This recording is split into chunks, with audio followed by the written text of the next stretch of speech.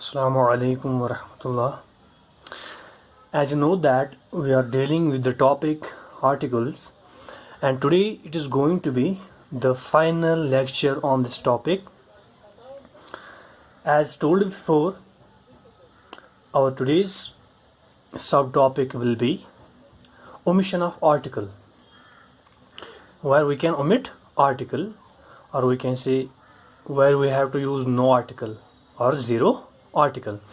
But before moving to the topic, let me tell you that I just missed one point regarding the use of definite article the, which I want to clear at the beginning of the lecture. So let's begin. If you remember, I am talking about higher classes. I had posed a question in your T1 examination, and it was like this. I had used an abbreviation, and the question was fill in the blanks with suitable articles. So in case of abbreviations, what you are going to do? So let's see. My brother is dash MA in English, and most of the students had answered the question wrongly. The answer was not appropriate, it was wrong. So let me make it very clear to you what to do in case of abbreviations. As you are well aware about vowels,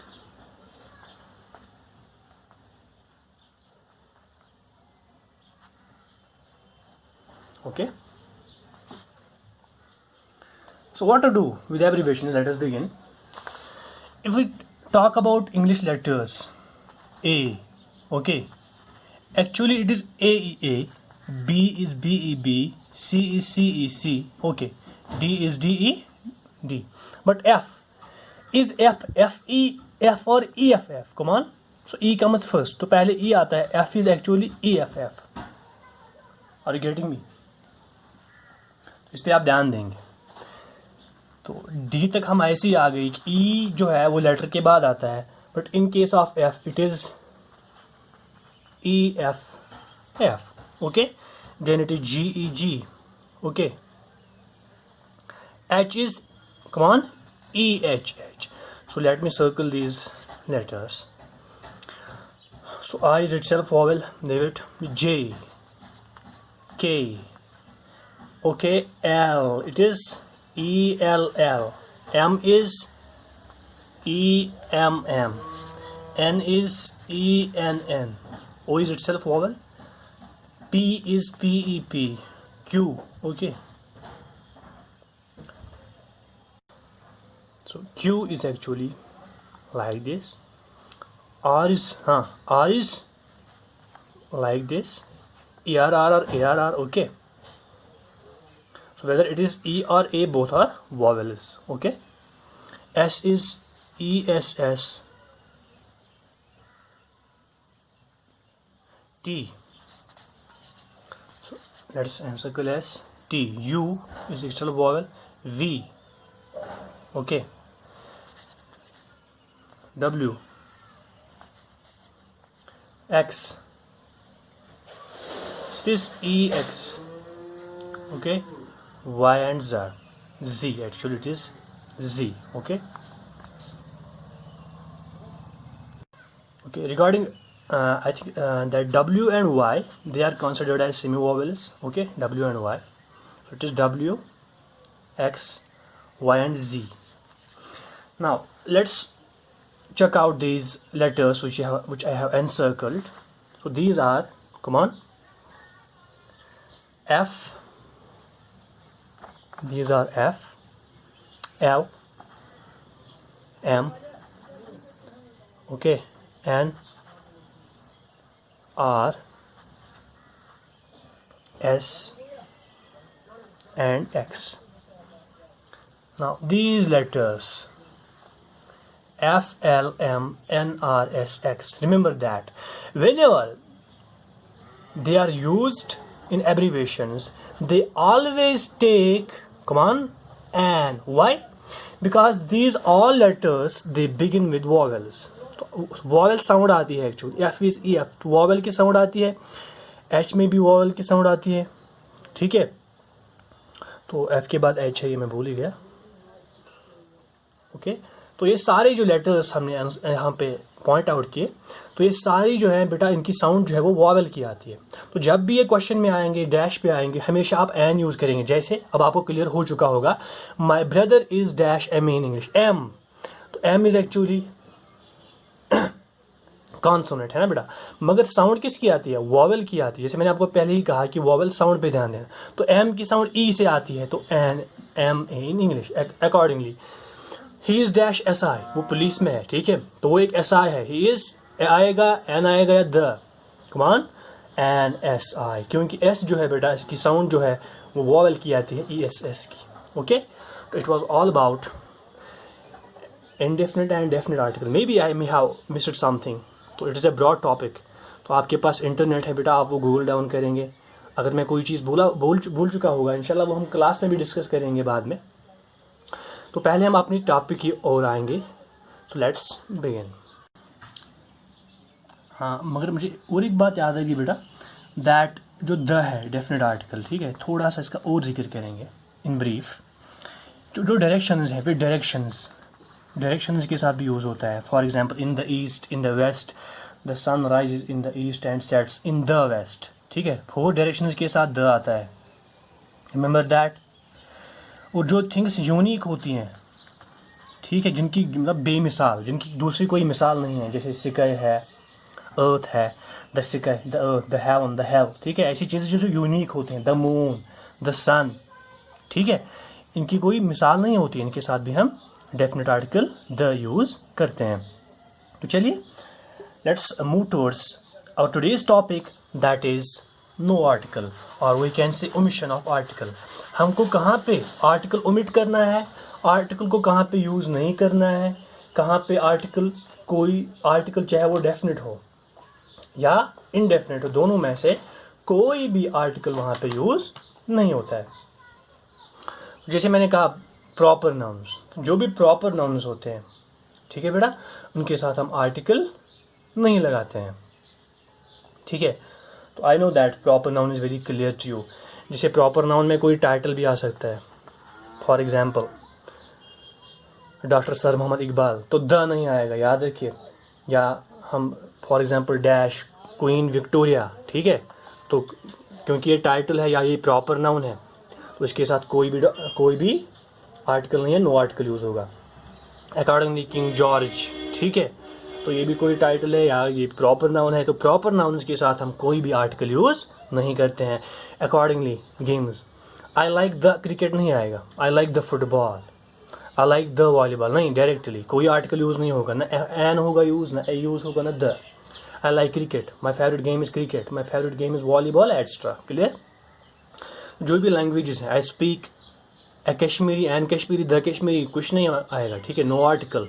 जो भी language है, English है चाहे, हाँ, he speaks, अब यहाँ पे question है, ही स्पीक्स डैश इंग्लिश, ठीक है, ही स्पीक्स डैश इंग्लिश। अब आप कंफ्यूज होंगे सर यहाँ पे एंड आएगा क्योंकि ई जो है ये वॉवेल है। तो याद रखिए बेटा, इन केस ऑफ लैंग्वेज, चाहे लैंग्वेज जो है चाहे वो वॉवेल से स्टार्ट हो या वो कॉन्सोनेंट से स्टार्ट हो, इन बोथ केसेस हम कोई भी आर्टिकल यूज़ नहीं करेंगे, ठीक है।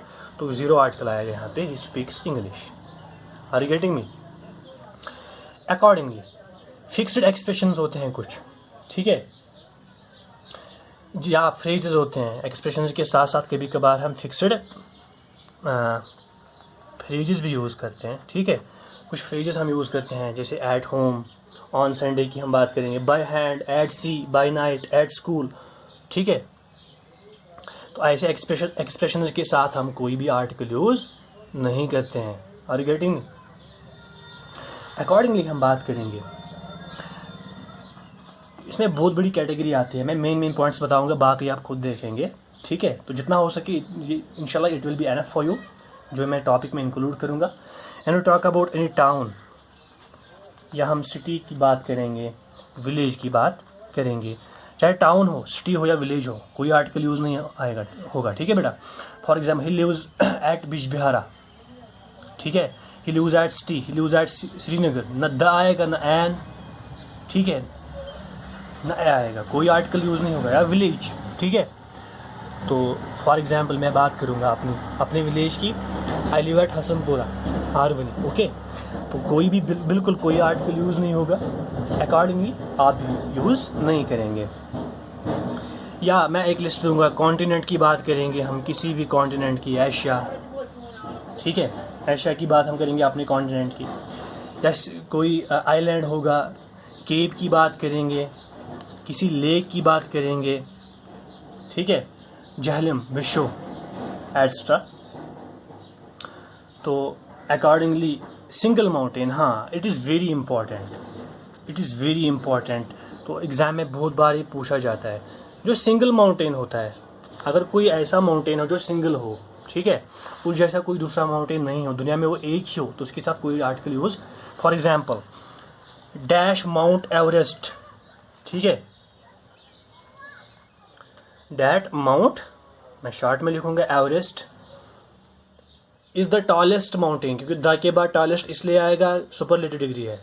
Dash mount Everest is the tallest mountain in the world. तो न ए आएगा, न एन आएगा, न द आएगा। आप कहेंगे सर द आएगा, नहीं, कंफ्यूज होते हैं, क्योंकि ये सिंगल माउंटेन है बेटा, माउंट एवरेस्ट एक ही है। तो इसके साथ आप हमेशा ज़ीरो आर्टिकल, यानी कोई भी आर्टिकल यूज़ नहीं करना है माउंट एवरेस्ट के साथ, याद रखिए, कंफ्यूज करने के लिए आता है ये क्वेश्चन। अकॉर्डिंगली अगर कोई एब्स्ट्रैक्ट नाउन होगा, तो एब्स्ट्रैक्ट नाउन आपको पता ही है, इसको खाली हम फील कर सकते हैं, ठीक है, पेन है या प्लेजर है, हैप्पीनेस है, ऑनेस्टी है, एट्सट्रा, आई डोंट नो, आपको पता है, तो उनके साथ हम कोई भी आर्टिकल यूज़ नहीं करते हैं, ठीक है। तो I think these details are enough for you. तो now at the end of the lecture, let me tell you that you need to make a neat and clean notebook, okay, that should be separate notebook for your grammar section. I am just talking about for all three classes, whether it is 7th class, 9th class और 10th class जिनकी मुझे जिम्मेदारी है। तो बाकी classes भी जो बेटा या कोई और उनको इस लेक्चर को सुनेगा।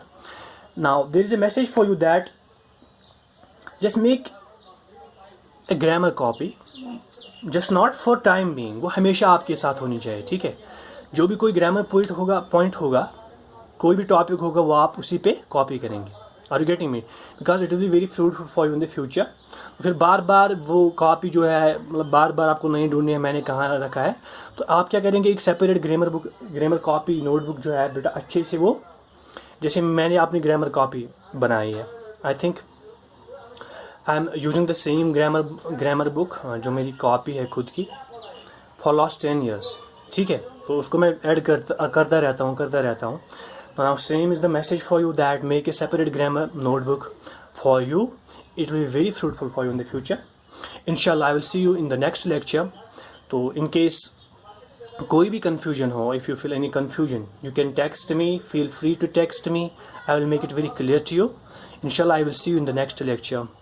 Till then, take care and fi amanillah.